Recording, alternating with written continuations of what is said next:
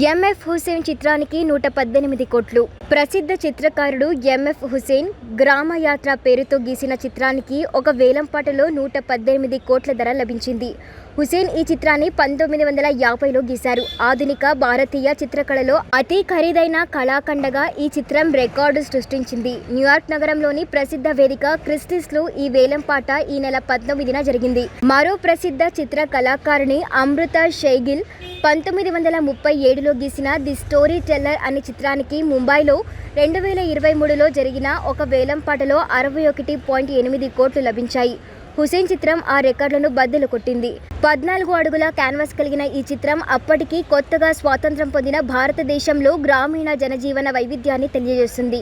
ఈ చిత్రాన్ని 1954లో నార్వే దేశానికి చెందిన డాక్టర్ లియాన్ ఎలియర్ వోలదార్స్కీ కొనుగోలు చేసి 1964లో ఓస్లో విశ్వవిద్యాలయ ఆసుపత్రికి అందజేశారు.